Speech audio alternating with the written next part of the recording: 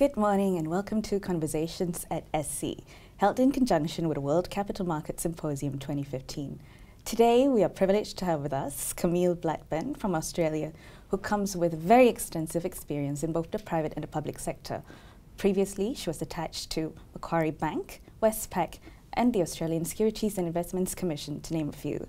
Camille's main area of expertise is in policy and regulatory advice, and she was most recently attached to the Australian government as the principal advisor for the Australian Financial System Inquiry, which concluded in 2014. Camille, thank you for being here with us today. It's a privilege to be here. Yeah. Thank you for having me. And one of the areas that has been generating a lot of buzz recently in the financial system is in financial technology, or fintech as we like to call it. And at present is very new. It's basically an eclectic mix of business models and services so far. You know, you've got terms like P2P lending, crowdfunding, robo-advisors, cryptocurrencies. You know, these terminology wouldn't sound out of place in a Dan Brown novel a few years ago, and now they've pretty much gone mainstream. And although, you know, the sector is very nascent, but the growth seems encouraging so far. I mean, last year it was estimated that global investments in fintech to top around $12 billion US, which is a doubling in 1 year's time. And Goldman Sachs estimated that Wall Street firms could stand to lose as much as $4.7 trillion US in revenue to these startup companies. So what do you think have been the driving factor behind this so far phenomenal growth in fintech, as far as you're concerned? No, you're right. It has been absolutely phenomenal. And when you see changes in the financial system around the sizes of the sorts of things that you're talking about, I think we can all agree that these changes are here to stay and will only get more and more dramatic, and they won't subside at this point. It's a growing development, not a subsiding development. But for me, I mean, I've been in the game, as you said. I've been around for a little while, and for me, this is the most exciting development that in 20 years in this game, in financial services regulation, that I've seen. And the reason for that is because financial services, the types of innovations that you're talking about, are not in fact new financial services we're talking about. They're financial services that have existed for decades, actually, the provision of credit. A lot of fintech is actually responding to a need where there have been sectors that have been excluded from financial services, and the internet has provided a method or a technique where they can actually access and talk and engage about financial services for the first time. So for me, as someone that has a deep interest in financial services regulation, that's a really exciting development. You know, it's a vast development. So you have this democratisation. You have people trying to access services that traditionally they had no exposure to.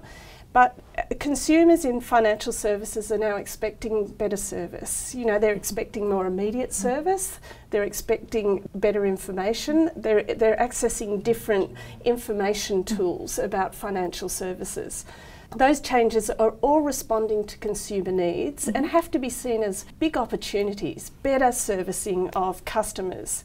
And our challenge, obviously, as regulators, is to make sure that they have the consumers who are accessing financial services, sometimes for the first time, so crowdfunding is a great example of that. Accessing these new services for the first time, we provide an environment in which they can do that with the same amount of confidence that they have had in the traditional provision of financial services. But as I said before, I think these developments are occurring because of new technology, new information technology and communications technology, and those developments will only increase, they won't decrease. So us as regulators, we need to get ahead of that. Yeah. So if I got you correctly, you're essentially saying it's not a reinvention of finance, but a reinvention of the way finance is delivered. Absolutely, absolutely. So if I explore that a little bit, you know, one of the innovations that we've talked about here at this conference is peer-to-peer lending. So lending is nothing new. Lending is something that's been around forever. And so the risks around lending and making sure that lenders are strong organisations and that consumers understand the terms on which they are borrowing, those sorts of issues have always been around, you know, and lead to we as regulators keep an eye on those issues so that people can be confident that when they are engaging those sorts of contracts, that they understand the terms on which that they're doing that. But peer-to-peer lending is a new innovation. It is traditionally servicing sectors that may not have had access to finance traditionally. So particularly in globally, SMEs are engaging more readily in peer-to-peer type arrangements. In China, rural communities, some of the biggest peer-to-peer lenders service underbanked rural communities. So these are all sectors that haven't had access to financial services traditionally. So that's very exciting. So the risks around the provision of that product are not new. The thing that is so exciting for me though is the way in which the providers make their credit decisions, they make their decisions about whether to lend to someone is completely new. So a lot of peer-to-peer lenders use data sources that haven't traditionally been available to banks. So banks traditionally ask you your information about your personal circumstances and then make a decision about whether you are someone that they would like to lend money to. More and more peer-to-peer lenders are using far more diverse data sources. Bank decisions are based on point-in-time data sources. Peer-to-peer lenders are relying on, say, payments information. They might be a payments provider that then lends to the same person that they're facilitating the payments for. So have access to real-time payment information. And social media. They might look at your presence on social media and make decisions based on your presence. So far richer data sources than traditional data sources, which over time means that the decisions are far more educated lending decisions. So over time, as this industry matures, there is a possibility that peer-to-peer lending will in fact be far more targeted lending decisions than the traditional methods of lending. Because it's driven by a richer decision-making process. Correct, correct. But for regulators, of course, that means that we need to understand those different ways that the decisions are being made, and we need to understand that this is a benefit for consumers, provided the lending decisions are informed lending decisions.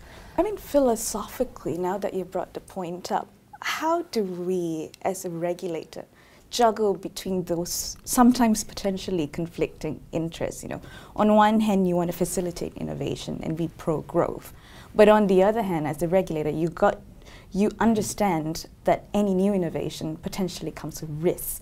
So you would want to make sure that any emerging risks are identified early on and mitigated. And it's a really difficult balancing act. So how has, say, Australia done it, or how do you intend to do it? Well, I don't know that anybody has the answer to this yet. And for me, that's one of the exciting things. So if you are in our game, this is, a lot of the issues here are novel. They have never been seen before.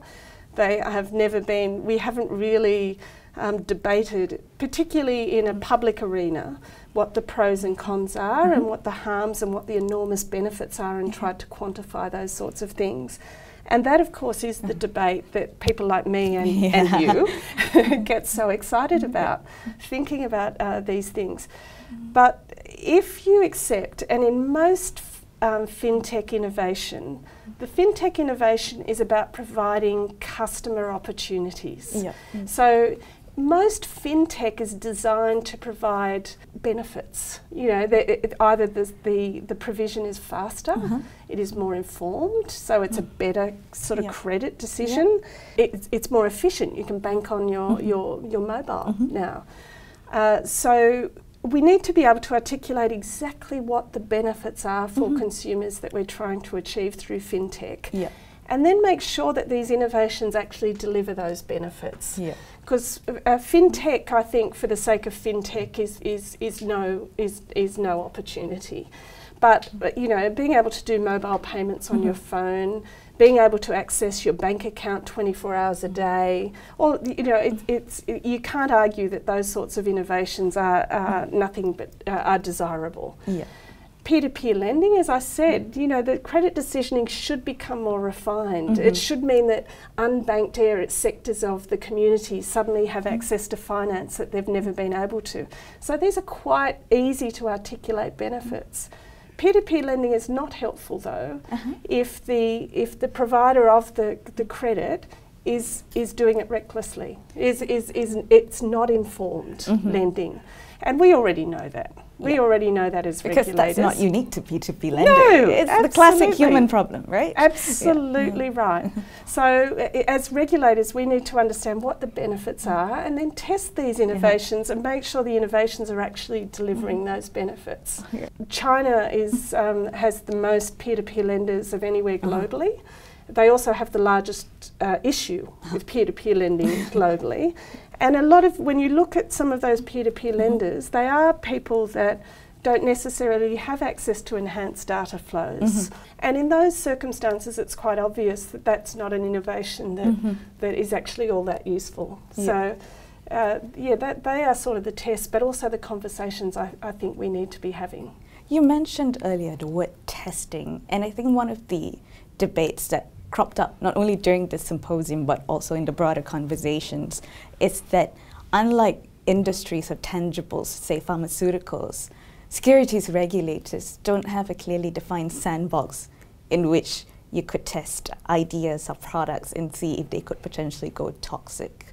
So from your experience in jurisdictions across the globe, what are the ways in which some of the regulators have tried to get around this problem of coming up with a quasi-sandbox to test maybe algorithms or products before allowing them for mass consumption, so to speak?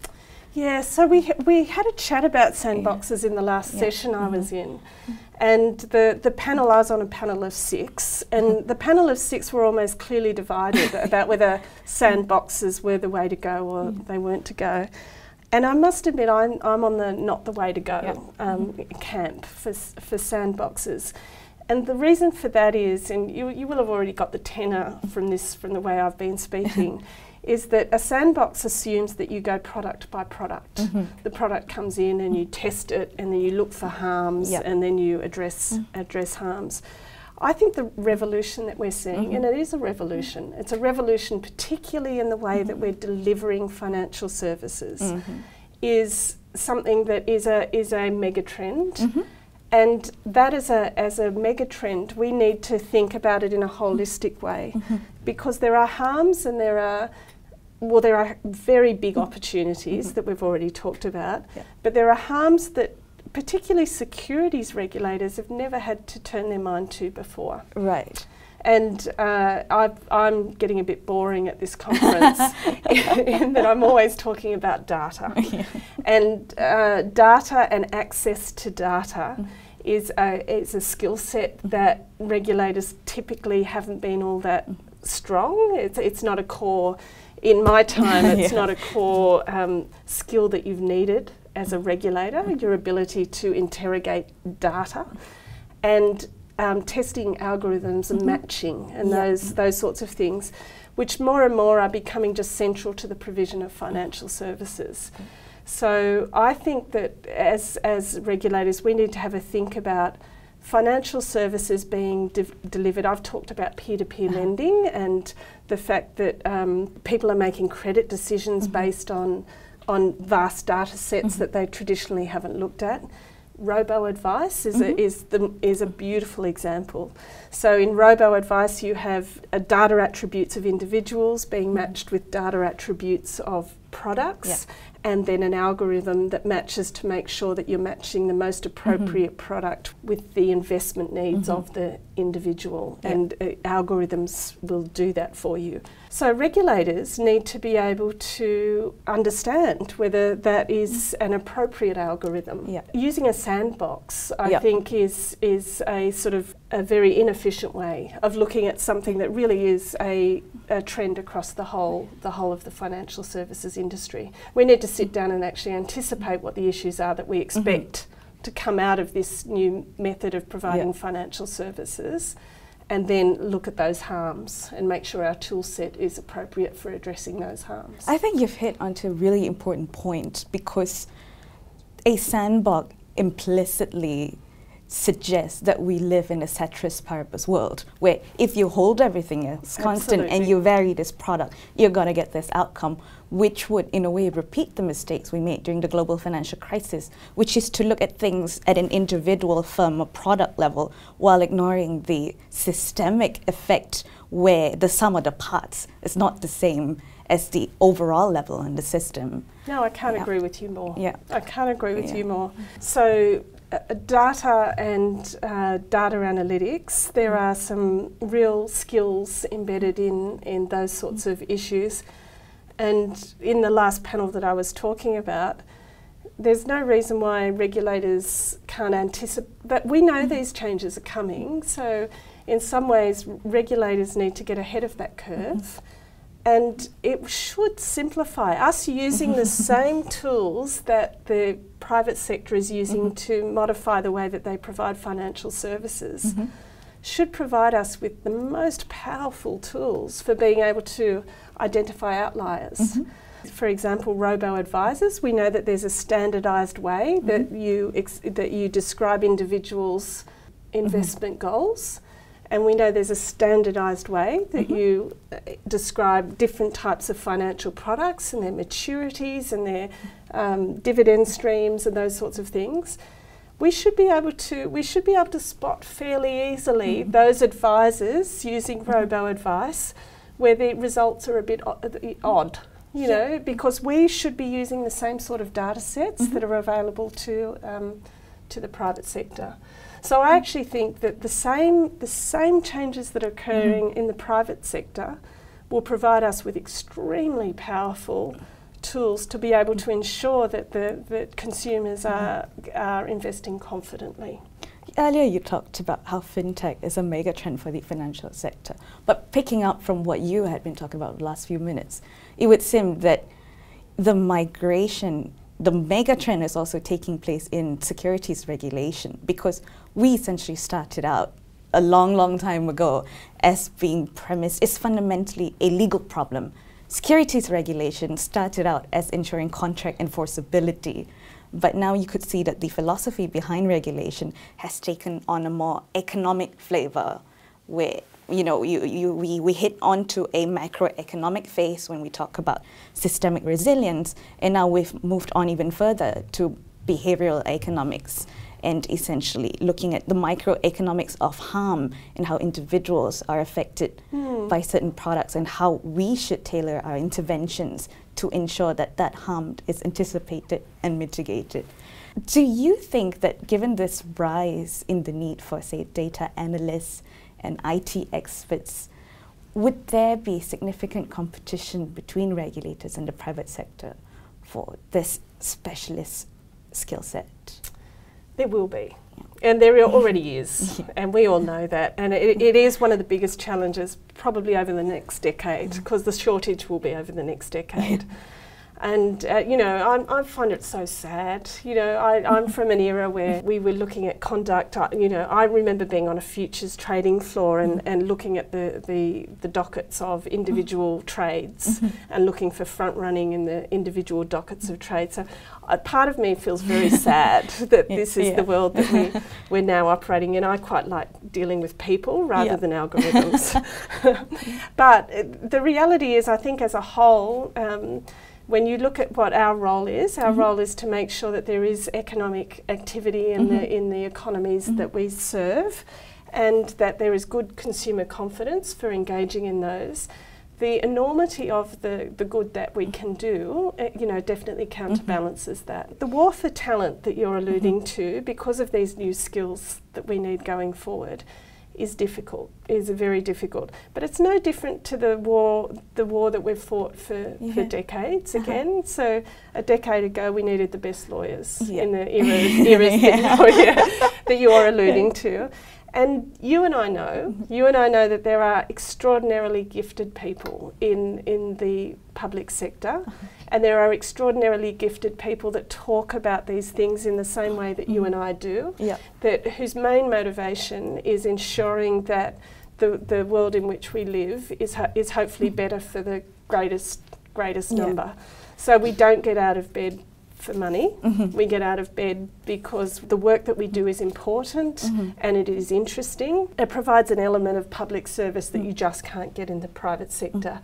So I suspect, like every war of talent we've had in the past, we will win that war of talent, and we will attract the talent for people because of those extra elements that you get on this side of the equation, or on the public sector and the regulator side of the equation that we've always traditionally been able to play to, or I hope. I hope that. I like that spirit. I genuinely believe, and certainly we all know, everyone in this room knows that, especially when you're dealing with novel issues like the ones that we are staring down right now, there can be no more interesting work. I agree. So I'm very confident that we will be able to attract the talent that we need to be able to have intelligent responses to these policy challenges that we're seeing. I like your optimism very much. Well, it's interesting that you mentioned going through dockets in your earlier years as a regulator, because wouldn't that be one of the challenges that regulators face moving forward? The shift from having, say, tangible enforcement evidence to now relying on a cyber trail of activities and fund movements. Do you think that there are pockets of the legal system, for example, the Evidence Act, that need to get on with the program, that finance is now essentially a digital world? Yeah, oh, absolutely, absolutely. The international elements of this are extraordinarily difficult, but are global. So there is no regulator in the world that isn't facing the same challenge that we're talking about, me in Australia, you in Malaysia. So from that perspective, we've all arrived at the same place at exactly the same time. So common sense would suggest that that international regulatory cooperative organisations like IOSCO will shift this to the top of their agendas, so that MOUs that already exist globally for cooperation on enforcement activity can be extended into this new world, the new world that we're staring down. I think that that is something that regulators, we are tasked to make sure that there's confident participation in the financial system. Again, as regulators, I think that is our job. You know, this is a negative externality. This is, there are crooks that are, that will exist across borders and will use borders as a defence for their nefarious activities. And we know that. So, you know, that is part of our job, is to make sure that those dialogues start happening now. Just to be a bit provocative, I mean, you just mentioned that essentially the markets that we're dealing with are international and global in nature. But the corollary of that is that our regulatory structure is still national based. And for the moment, the mechanism that we rely on to kind of like square the circle is to have international coordination, cooperation and MOUs through IOSCO. Do you think that we need to go further, do a WTO and have an international regulatory superstructure that's binding across? Or does the current system of voluntary coordination and cooperation work well enough? I can't answer that question. That's a big question. That's a very big question. I think we're heading towards WTO in the world in which we exist. I haven't talked about it at this conference, I haven't mentioned it at this conference, but I find it quite fascinating when I look at cloud technologies.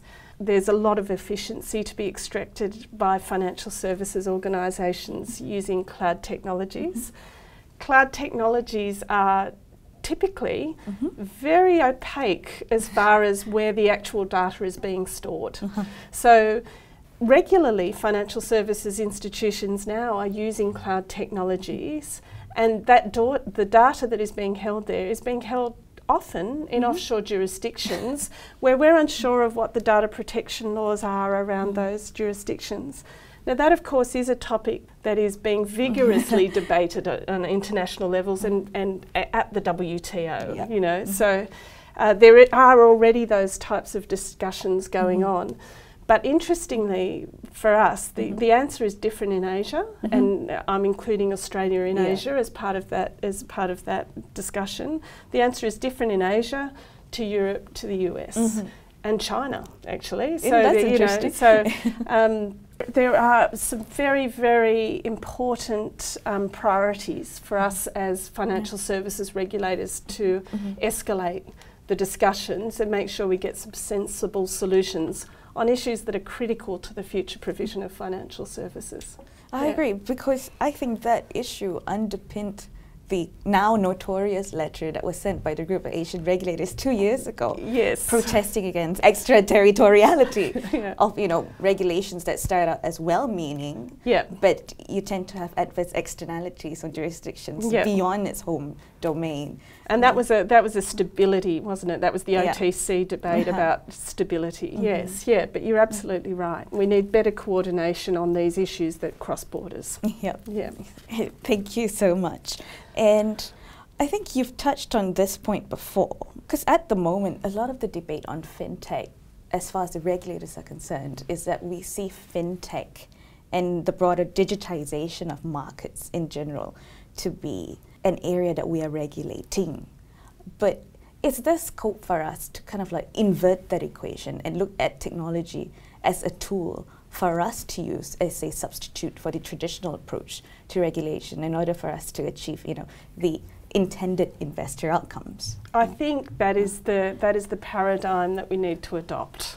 I think the discussion at the moment, and of course it's because it's new and scary, is a real focus on the harms rather than the opportunities. I think the opportunities are so enormous, with fintech. The two big ones are, fintech is making financial products that were previously excluded from certain sectors available for the first time. And when that happens, that's scary for regulators because of the harms that they immediately identify.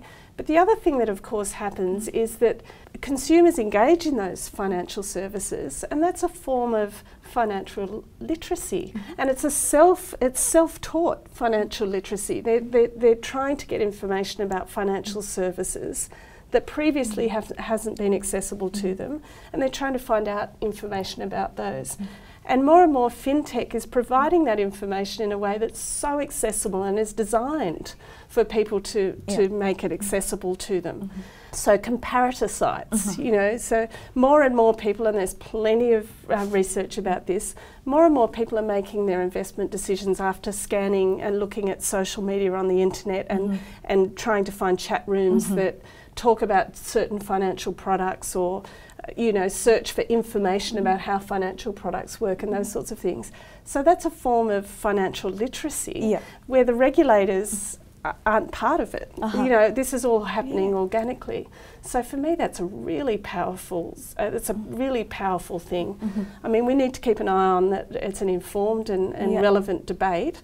But crowd voting on products that win or lose, that's a very, very powerful tool. And then the other thing is, of course, I talked a little bit about robo-advice and the matching of data attributes, individuals and products.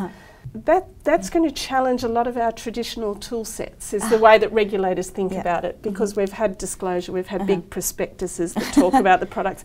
All of a sudden we have these tools that just sort of ignore disclosure, they just sort of match you, and there's no words. It's almost an algorithm with matching the two attributes. But again, I find that an extremely powerful tool from a regulator perspective. It's going to force us to look at our traditional tool sets that we use as regulators, but it means that we're entering into a different conversation. And again, it's going to allow us to spot outliers a lot more easily than we traditionally could, where we'd have to pick up the same prospectus that everyone else read it and compare it to the rest of the market. We should be able to have algorithms that access the same data sets and be able to spot very easily the advisors that are providing advice that seems like it's outside the normal paradigm. So again, that's an example where it's for regulators, it's a far more efficient regulatory tool than maybe what we've used in the past. And if we were to take that argument further, then maybe that would enable us to maybe loosen up on the gatekeeping and essentially allow more products into the market. But with regulatory tools now being more efficient, regulators can focus on after the fact supervision and pick up.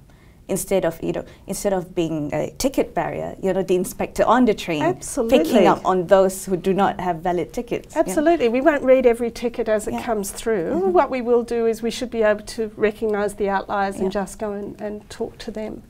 So I can see that there are, very powerful tools that fintech will make available to us to make sure that we're standing back and allowing things to flourish, but we can easily spot those, the ones that just don't seem to add up. I think we've pretty much established the case that fintech is here to stay, and it could bring a whole host of benefits to consumers and businesses, especially in the subsectors that were previously underserved. Yes. But as a policy maker, which is, like a broader remit than a regulator, what should you do now? Because the traditional approach that's been the orthodoxy over the last, say, 1 or 2 decades has been pretty much leave well alone. It's very laissez-faire.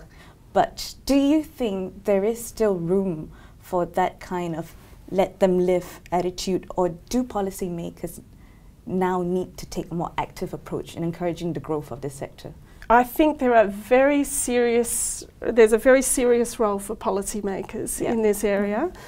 I think we need to anticipate these changes, and I think I've already mentioned that there is an awful lot of good that is going to come out of this fintech, and I've said a few times how excited I am about it. But there are harms, and there are harms that are completely different to the ones that traditionally we've had to look at. There are real social harms that it is our job as policymakers to anticipate and start identifying now. And the ones that I really think that we're underskilled at in economic agency regulators. We've talked about our skill set about analysing data, and I think that everybody recognises that that is something that they need to strengthen. The bit that does worry me a little bit is traditionally we haven't seen ourselves as privacy regulators or personal data protection regulators, but if we accept that financial services now is a data-driven sector, we have to start recognising that for confident participation in financial services, part of that confidence is more and more that we can have confidence that our personal financial data is being appropriately dealt with by the financial services organisation. And us as financial economic agencies, it is actually part of our job. So data protection is another issue that we will have to, and the use of data, both as, I think it's a huge enabling tool that we've already talked about, but it can also be used as a sword.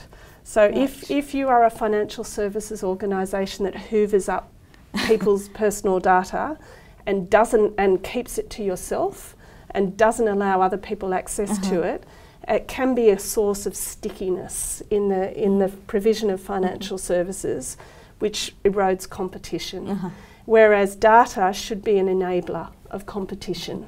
So people should have access to similar data sets, and the person that is best able to provide a superior service should win that business.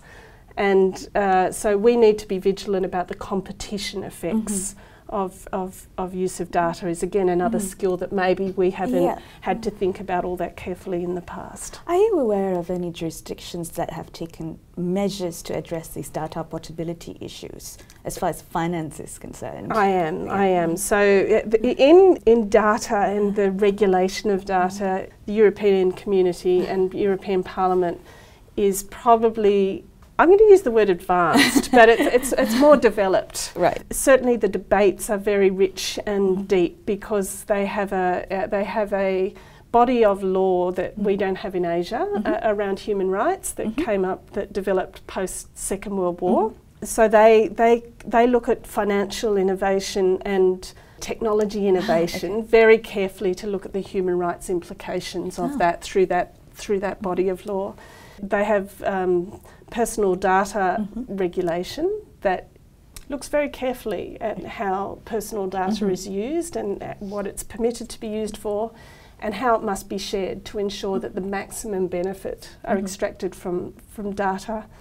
Now, there are many people that look at that regulation and find it quite stifling. So I don't want to be an advocate and say we should transport that into Asia, that whole body of law, but it is certainly a useful touch point so that we can understand what some of the harms may be. There's a body of public policy debate that already exists about that out of Europe. Now that we're on to the issue of, say, best practices, from your work in the FSI, do you see any areas of strength in Asia that perhaps Australia is looking to pursue, or even the other way around? What preconditions are there in Australia that are not in Asia yet that maybe we should be moving towards? Right. If you read the Financial System Inquiry, so that's a report that it happens about every 15 years in Australia, where it's a stock take of our financial system and our financial economic agencies to ensure that the structure is fit for purpose going forward. One of the issues that was called out in that inquiry was that innovation collaboration in Australia was not as strong as exists in Asia. So the particular issue that was called out was the fact that your agency has a business promotion arm. It's a market development mandate. Yes, a market development mandate, and has policy people that are thinking about these things constantly. And part of the role is to ensure that the government works very closely with private sector to make sure opportunities are identified and nurtured.